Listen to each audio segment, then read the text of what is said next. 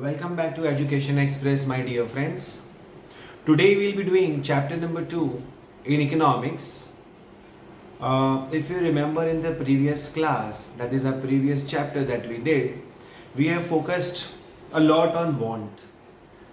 I had introduced to you the entire subject so called as economic revolves around only one single word, and that was want. Want is an experience too, lack of satisfaction which leads to an action designed to fulfill that satisfaction. So now the chapter number 2 which talks about basic economic entities of an economy. My dear friend, there is a difference between economic activities and economy. There is also a difference between economics and economy. The most important aspect of this chapter, if you try and analyze, the title itself says we would like to study the basic entities. Which entities? So economic entities. So I am interested in knowing who all are the basic economic entities of an economy. So let us understand the meaning of the term economy. Now, when we discuss about the current scenario, people usually keep talking about a simple fact that how is economy doing? India's economy is growing, economy of China is falling, or anything like that. For a matter of fact, when we discuss about economy of any nation, what exactly are we discussing? So, the simple answer to this question, if at all it ever comes to your mind, or if there is any kind of discussion for a layman, so what do you mean by an economy? So my answer to this question would be very simple. Economy is any particular system. Economy is any particular arrangement by means of which goods and services are produced and they are disposed of, distributed for the purpose of satisfaction of human wants.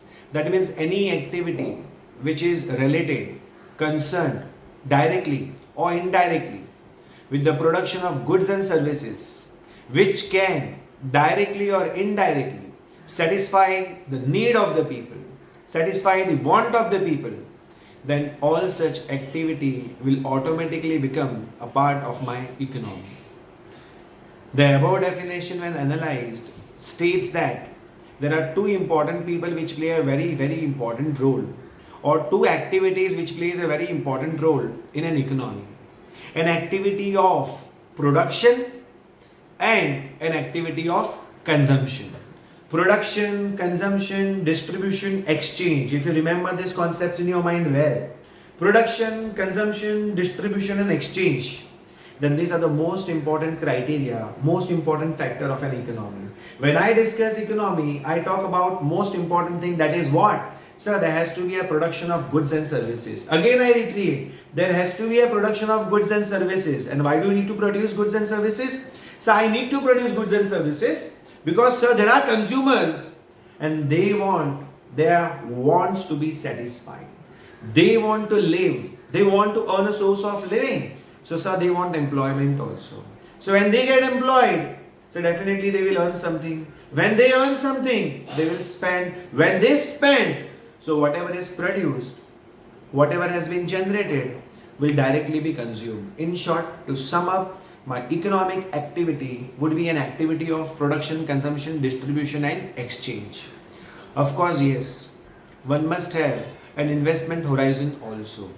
To sum up, to move on from here, we can simply say that economy is a system whereby goods and services are produced and they are directly or indirectly diverted towards the satisfaction of human wants. So when I analyze the definition, economic is a system that provides goods and services directly or indirectly for the purpose of satisfaction of human wants. one must not forget the role of a producer. Producer plays a very important role. Sir, how? So let me make you understand that. Who is a producer? So a producer is a person who is engaged in manufacturing of goods or providing of services. When I say manufacturing of goods, salt, household appliances, tire, car, etc. Those are the things that a producer would produce. When I'm talking about services, you can think of telecommunication services, aviation services. Those are all the services. So we are talking about the producer from not only manufacturing point of view, but also from service point of view. Now, these producers would definitely want to produce something which are generally or usually demanded by the people at large. If you understand the economic indicators, if you understand the economic system, then you will know and you will notice that there are four factors of production. Now, when I am talking about production, one must know what do you mean by production. So, production means converting raw material into finished goods. Fantastic. That means conversion of raw material into finished goods. But in economic, technically, production means creation of utility. That means converting raw material into finished goods with the objective so that it can be consumed by someone. Let's keep that factor aside. What we are discussing is what are the factors of production. When I use the word factor of production, it means who all will contribute to production. Economic has indicated that there are four factors of production: land, labor, capital, and entrepreneur. Here, entrepreneur would definitely be a producer. So when I'm talking about factor of production, we are going to discuss about land, labor, and capital. Now, as we know, production means converting raw material into finished goods. These factors of production will contribute in the production. For example, there are people who have their employment with respect to their services. They visit factory day in and day out. Those categories form a labor category. Why do they contribute to the production? So they contribute to the production because they get their livelihood from there. They get a source of employment. They get their earning from it. Agree. There are people who are the landowners, who are the landlords. They give their land on rental basis. So why? So land is a factor of production. If I'm giving my land on rental basis to any producer, that producer would definitely use that land as a factor of production. And in lieu of that, as a reward, he will give a rent to the factor owner. Absolutely. So land will earn rent, labor will earn wages, and there are people who will give loan to the producer, who will give money to the producer, who will give material to the producer, who will give machine to the producer. Now for all these things that the producer is taking by way of finance, a producer will have to pay a cost for it. And that cost will be interest. So as a producer, I am going to employ land, labor and capital as an input for the factor of production, as an input for producing goods and services. In lieu of that, I have to pay to the factor owner what? I have to pay rent, I have to pay wages, and I have to pay interest. So basically on one side there is a producer, on the other side there are factor owners, and economic activities, that activity where goods and services are produced with the objective of directly or indirectly satisfying the want of the people. There are four important things that will play a very important role over here. First is sum total of production. That means economy takes into consideration the total amount of goods and services that has been produced in an economy. System by which people get their living.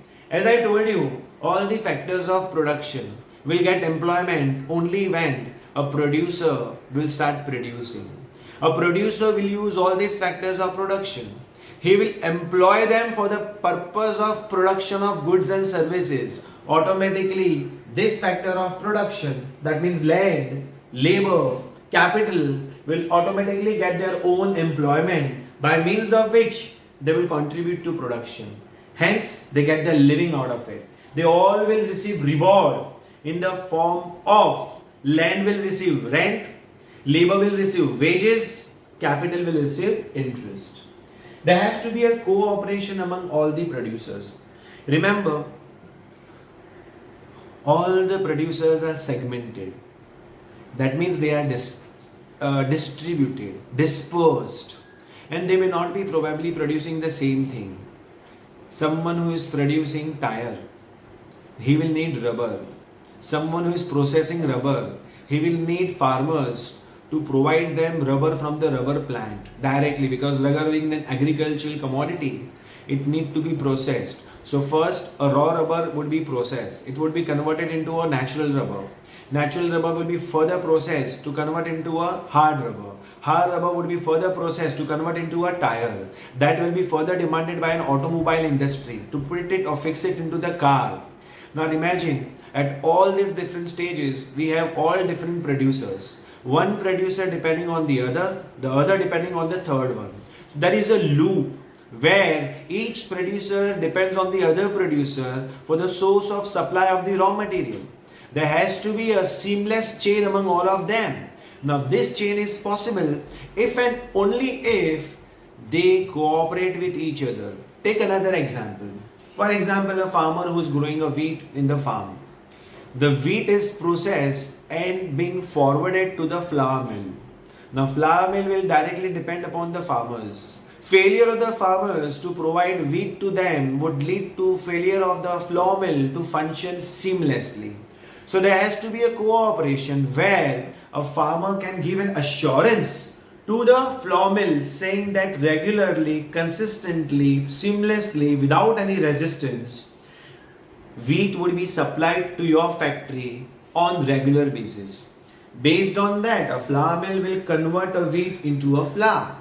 This flour would then be processed and supplied to a bakery. Bakery like Britannia, they will further process the flour into bread. This bread will be ultimately provided to the consumers for their consumption so that their wants can be satisfied. So at every stage, from a farmer to a flour mill to a bakery to a retail shop, they are all interconnected. There has to be a network of chain. There has to be a loop, and the loop has to function seamlessly. And for that reason, they say cooperation among the producer is the essence of an economy. And finally, there has to be a mutual exchange. Mutual exchange means I will give you something, in lieu of that you have to provide me something. For example, as a consumer, I am providing you my service to you. As a consumer, I contribute to the production. I myself, let us say, is a labor. I provide my labor to a factory. In lieu of that, what do I get? Sir, I get wages. So there is a mutual understanding between you and me. I will provide you my services. In lieu of that, you will provide me money. With that money, of course, yes, I'll go and buy something in the market. So there is a mutual exchange between you and me. There is a mutual exchange between the farmer and the flour mill. There is a mutual exchange between the flour mill and the bakery. There is a mutual exchange between the bakery and the customer. At each such stage, a mutual exchange, which is called as a transaction, is a part of an economy. Economy cannot establish itself. Economy cannot function without a transaction. To sum up, although we have stretched to bit, but if you go to see, the entire chapter revolves around two activities. One is a producer and the other is a consumer. There has to be a chain between the two. And the chain between the two is nothing but income, expenditure, investment. That means the producer would have to invest so that he can invest into factories, land, building, etc., machineries. Why? So that he can engage himself in production of goods and services. From where? Sir, from the factor owners. Who are the factor owners? Land, labor, capital. What they will do? So they will contribute to the production. If they contribute to production, what is their interest? Sir, because they want a job. They want a living. They want a mutual exchange. If I will provide my service to you, only then you will provide me an income. I agree on that. So if I provide service to you, if I provide job to you, or if I use your land, or if I use your capital, I have to reward you. When I reward you, I am giving you some amount of money as a reward. With that money, what are you going to do? So immediately if I earn money, I'll go to the market and buy some products. Maybe some eatables, maybe a computer, maybe a laptop, maybe a mobile, maybe an appliances, maybe a car, maybe whatever, or a tool or something which is of my need, my desire, my want, for the purpose of satisfaction of myself. So when I analyze this, all the inputs what we have discussed, it is a sum total of the production. Yes, sir. A system whereby people will get their living. That means they are talking about their employment. A system by means of which there has to be a cooperation among the producers. Yes, sir. There has to be a cooperation among the producers. Example you can read over here. From the farmer to the flour mill to the bakery to the customer. So this is a very simple example. And then we have a mutual exchange wherein I give you something, in lieu of that you will surely give me anything. Mute. So my dear friends, we discussed about what exactly is an economy. So if I ask you what exactly is an economy, what would be your answer? So economy is an arrangement or a system whereby goods and services would be produced with the objective of satisfaction of wants of the people. So the most important part is there is a production. The total production should be considered. Then, of course, it will provide a living to the people at large by providing them employment and also providing them goods and services for the satisfaction of their wants. Point number 3. Sir, there has to be a cooperation among all the producers, because if cooperation is not there, then the seamless movement from one producer to another producer will not happen. And lastly, sir, most important point, there has to be a transaction. Now, transaction means mutual transaction, mutual cooperation, where we need to transact. Now, what do you mean by a transaction? Give or take for money or money's purpose is what is called as a transaction. There has to be an exchange. If these elements are there, this is what is called as an economy. Moving forward, most likely I have covered every possible aspect which is going to follow in your textbook. After analyzing the definition of an economy, they discuss about the two main functions of an economy. My dear students, I have already discussed with you. The most important function of an economy is to provide goods and services. That means to produce and to provide goods and services to the consumer for the purpose of satisfaction of their wants. Also, if you see, the main function of economy is to provide employment to the people so that they can generate income. If people will not get employment, recently you might, if you see the current scenario, we are absolutely under a lockdown for the past 22 to 25 days. Most of the people are something facing like an house arrest. We are not able to discharge our economic duties. We are not able to discharge our economic activities. So what are economic activities? Any activities which we do with the objective of commercial interest. That means an activity of production, distribution, exchange, consumption. Now consumption though it's happening, but none of us is in a position to go and do our duties. What we want? Sir, I want to go for my job. Sir, I want to go for my office. Sir, I want to function, I want to do this and I want to do that. Each of us sitting home doing nothing, whereas that is not an economy, and that is why we have a fear in our mind. What's going to happen next? If things doesn't get improvised from here on, worldwide this pandemic has caused a havoc wherein we really can't think of what will be the solution. But trust me, the only solution that can be foreseen is when people start generating their income. So when they will start generating their income, of course then factories will start. So when factories will start, of course factories will start when the government will give the green signal and provide any particular stimulus or a support to an economy. Because everything has come to a standstill. Now people will demand only when they have an income. Now they will get income only when the factor of production will get employed. That means when they get employed. Now they will get employed only when producer will go and open the operation of production. How important is production, you can imagine. So it is the producer, that is an entrepreneur, who will have to first undertake an activity of production. So the factor of production are ready. They will say, yes, we are ready to work. Production will start. Factor of production will contribute. So the factor of production will get employed.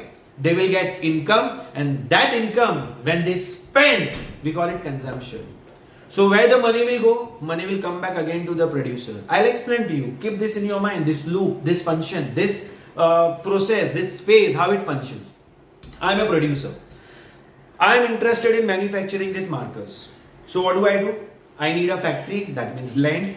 So I'll take the land on rental basis. I need workers. Alright, workers will be there. They are willing to work. Absolutely. I need some money to buy raw materials. I need some money to establish my working capital, to establish my operation. So if I get all these things, I have to pay a price for it. So when I employ all these things, I have to pay the cost for it. So there is an employment. There is a cost involved. When I pay a reward to all the factors of production, they will get the handsome reward. But what do I get? I get these markers. I will be able to manufacture these markers. Later on, the people who have got the money, they will come in the market, people like me, who will go to the market to buy these markers. What will happen? At that time, the producer will get his money along with the profit margin. With this money, again he will employ the factor of production. Again the production will take place. Again the distribution will happen. Again the exchange will happen. Again I will get my money. And this cycle of give and take, that is a mutual employment and income generation process, will keep on happening as the economy keep on moving forward. Any kind of disruption with respect to any kind of seamless exchange not happening, or mutual cooperation not being shown, or there is a disturbances, there are resistances, there are hiccups, then who will play a important role in order to smoothen it, in order to help aid it, in order to remove the resistances? Of course, the regulator. Who is the regulator? So the regulator is a person who will regulate the entire economy. And who is that? None other than government. In any country, government play a very important role. You know what? Government is double-edged sword, which can act as a producer as well as a consumer. We are going to discuss about the government little later, but the most important functions of an economy would be first, production of goods and services for the purpose of satisfaction of wants, and second, of course, yes, employment and income generation process. So we have employment and income generation, two main functions of an economy. Now when we are talking about an economy, the system of cooperation among producers, I have already discussed over here. Cooperation among producers. Now what kind of cooperation? As you know that all producers does not produce the same item.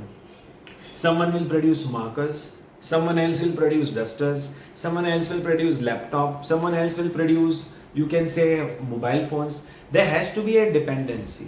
Now the dependency loop or a chain, as explained to you earlier, was with respect to farmer, to the flour mill, to the bakery, to the customer. You can take one more example. A farmer who is a cotton grower. So basically he has a cotton plant. What he will do? He will have a plantation of the cotton. During the season, he is going to get all this cotton to definitely a yarn manufacturer.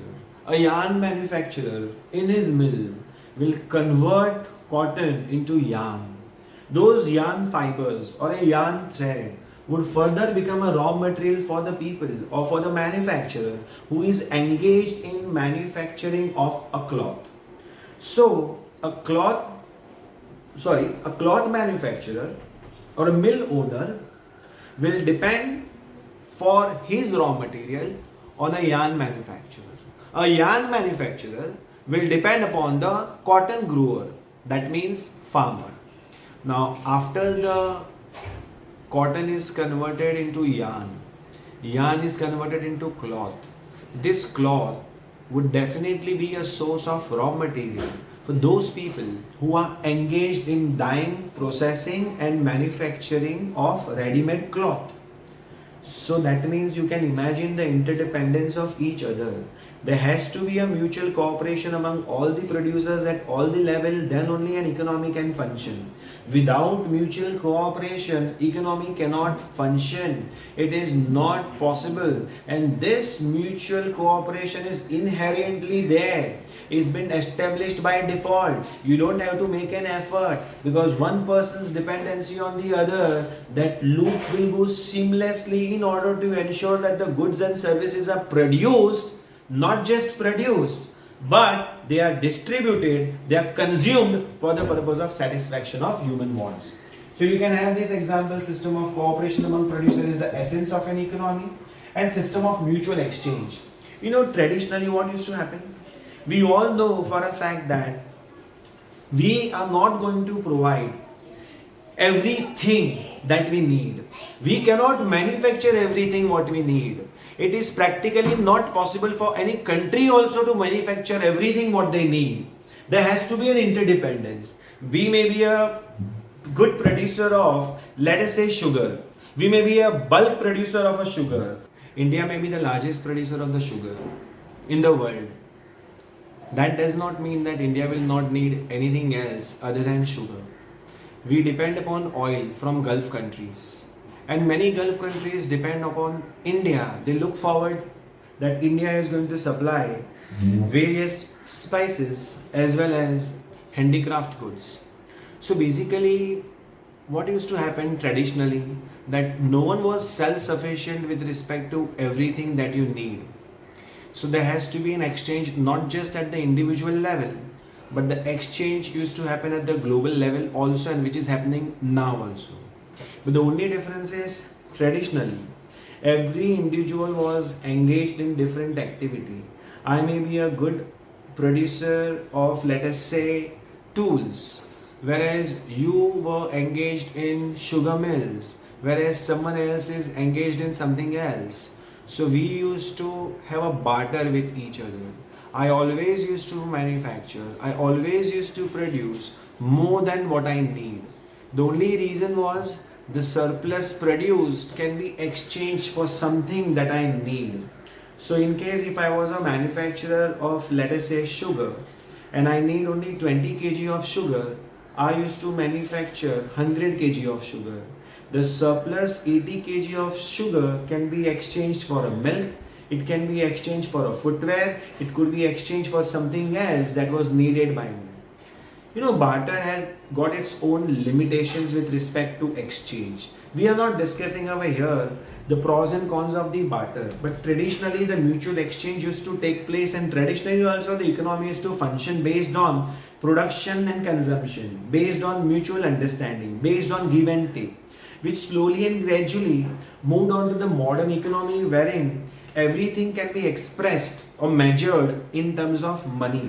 So when we express everything in terms of money, so today whatever money I earn, I have a right to decide how I can allocate my money, and accordingly I make my own allocations, by means of which each of us mutually exchange one thing for another, but not a thing for a thing, but everything gets converted into money. So basically now the system of mutual exchange has transformed from traditional method of barter exchange to money exchange, noting the fact that we cannot produce everything what we want. No nation in the world is self-reliant, self-sufficient with respect to everything what they want. Forget about national level, it cannot even exist at the individual level also. I am an educator. I provide my service related to education. I cannot cut my own hair. I cannot groom myself. I need to depend on someone else to provide me services related to grooming or probably haircut, weaving, etc. So many other things are there, other aspects are there wherein I have to depend on someone else. So the interdependency, that means the mutual exchange, will be the essence of an economy. Moving forward from here on, if you see, what are the main sectors of an economy? Now this is a very simple for everyone to pick it up, because the main sectors of the economy would be production sector, consumption sector, and of course, yes, the government sector. I told you earlier also, government is a regulator, and I'm going to discuss about government little later. Now the time has come to discuss about government as well. Before we initiate our talk on the government sector, let us first understand the production sector. Enough has been discussed and said about the production sector also. We have already had a lot of discussion with respect to the production sector. So I'm sure you guys are aware about the production sector, but still, nevertheless, let's discuss few more things about production sector. Now, production sector is a sector which is very relevant, very important for the purpose of economic growth and economic development of any nation. This sector is engaged in using the factors of production. That means this sector alone will utilize, will employ, will deploy, will provide employment to all the factors of production. For what purpose? So for the purpose of production of goods and services. That means imagine production sector has a capability of generating employment, which is one of the most important function of an economy. And as they will get an employment, so they will surely earn a source of living out of it. Production sector plays a very significant role in diversifying themselves for the production of all the goods and services that is needed by the people at large in an economy. So one must always remember the role of the production sector is so important, without which it is practically impossible for an economy to exist. No consumer can ever have a demand unless a production sector is activated. So you can say it's a first channel, it's a first indicator, it is a first forefront runner to initiate an activity of production, of creation of goods and services so that the human wants can be satisfied. They are the people who are going to employ large number of factor of production. They are the one who is going to produce goods and services. So it's a very important sector. Then comes consumption sector. We all know consumption sector would definitely be represented by those individuals, those institutions, those entities who would wish to satisfy their own wants. Now, as you know, as a consumer, I have so many of my wants. Now, those wants can be satisfied only and only when I actually spent my income that I have earned while providing or contributing to the factor of production. Now what happened is, when the producer were demanding for the factors, I was one such factor and I rendered my service in the process of production. So I contributed to the production. Since I have contributed to the production, I will get a reward. My reward could be in the form of, in case if I have supplied land, I may get a rent. If I have been a laborer, I may get wages. And in case if I have supplied capital to a producer, I will get an interest. Any which ways, whatever earning I earn, that earning I will spend on goods and services. So I'll be able to satisfy my wants. Consumption sector plays a very important role, because keeping the demand in mind, a producer will know what to produce and how much to produce. Not only that, it is a consumer sector that becomes a factor of production. So basically they are on the supply of factors. So in case if producer wish to produce goods and services, then their wish can be accomplished only when this consumption sector provide the factor services, and only then the production can be initiated. So both are relevant, both are interdependent on each other. Then we have a government. Now government is not only a producer, not only a consumer, but a regulator also. What happens is, as a producer, the government keep on manufacturing various things, goods and services. We can talk about energy sector, ONGC. We can talk about power sector, NTPC. We can talk about, you can say, service sector, Air India. So government is constantly engaged in the activity of production so that goods and services can be produced for the betterment of an economy. Not only that, it also acts as a consumer. So how does government act as a consumer? See, what happened is the demand of all the people who are employed in army, navy, military for their clothing, lighting, street lights, bridge, cement, petrol, diesel, all these things are definitely consumed by the government by way of discharging and administrating the country.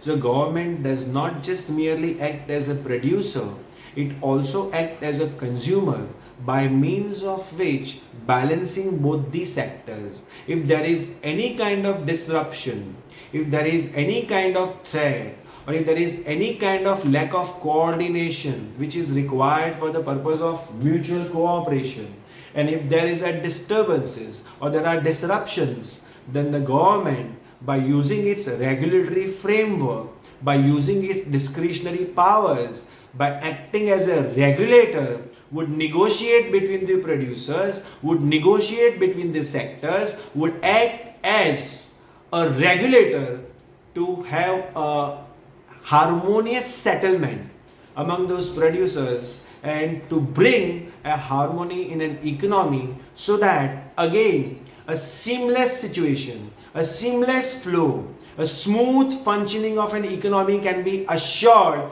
so that the goods and services can be supplied to people at large, so that their want can be satisfied unanimously, harmoniously, with the objective of maximization of their satisfaction. So my dear friends, now also you can see in this pandemic situation, government is playing its level best to make sure that all the essential services are reached to the people, even in case where it is so much risk to actually indulge in any economic activity. In spite of having all this fear, in spite of having all this risk all around, government is taking a good initiative to ensure that the food supplies and the logistic in the country is functioning smoothly, so that people don't get panic, they don't get disturbed, their wants, their services that has been needed is been provided to them. While it is definitely the time which is going to test the patience of each of us, but government is genuinely playing a role of a producer as well as a consumer. Our next concept is economic entity. What do you mean by economic entity? In fact, so far we were studying about economic entity only, but now they are asking us the definition of an economic entity. My answer to this would be any entity or any institution who can independently discharge the economic activities are called as economic entity. So any institution you talk about, any firm you talk about, who can independently, without depending on anyone, can discharge all the economic activities. So could you mention few economic activity? Actually, to sum up, economic activity would be production, consumption, distribution, exchange, investment. Those are the economic activities. If any entity, any institution who can independently do these functions responsibly, then those entities will be called as an economic entity. To grade them all, we have four such economic entities: producer, consumer, household, and government. We have already discussed about the producer, consumer, household, and government. Recently, in modern times, the word consumer has been substituted by household. Consumer is an individual concept. All the consumer put together collectively, jointly under one umbrella, having a similar demand pattern. They are represented by the households. So we are going to study three of them. The first one being producer, the second being household, and the third being government. If I ask you what exactly do you mean by an economic entity, the answer should be, sir, any institution which can perform economic and activities independently, or which can independently perform the economic activities, will be called as an economic entity. Now, what are those economic activities? To name them, first, purchase of asset. So a producer or a consumer or a factor owner or anyone else who is engaged in the process of production of distribution of goods and services or would represent as a factor owner would definitely get engaged in purchase of an asset. I can't do business unless I invest. I have to invest maybe in a property, maybe in a machine, maybe in a mankind, maybe in a raw material, maybe anything. So that's the reason why I say an economic entity must purchase an asset, should take up the responsibilities and the liabilities. Of course, production of goods and services is a very responsible job. Also providing factors of production, engaging myself in the process of production or contributing to the production is a very responsible job. And at every stage, such responsibility need to be exhibited, of course, by creating a relationship wherein everyone must be made accountable for the liabilities for the act done by them. Taking up responsibility and liabilities, participating in economic activities. Now each of the entity must participate in economic activities. Now what are those economic activities? Sir, economic activities of production, consumption, distribution, exchange and investing. I'm not just talking from producer's point of view. We are talking about economic entity. Who are economic entity? Economic entity would be, sir, the producer, the household and the government. So any entity of the producer, any firm of the consumer, any firm of the household, any firm of the government entity who can discharge this or any of this economic activity. These are the few economic activities which are listed. So any entity, any institution, any firm, any organization who can independently, without depending on anyone, can discharge its economic activities, then that will be called as an economic entity. And we have producers, households and governments. Those are the economic entities. The last one being transaction. We already discussed transaction is the essence of economy. I keep on producing goods and services, keep on producing goods and services. It's of no use unless I'm able to sell them out. Because one-way exchange is not going to help an economy. You provide me with factor of production. All the factors of production have contributed to the production. I have also manufactured so many dusters. Everyone contributed, but then there is no buyer for these dusters.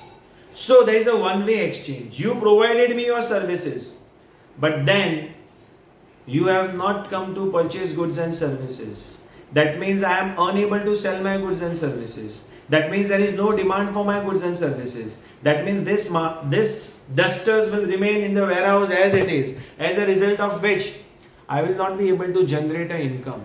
If I will not be able to generate a resource, what will happen?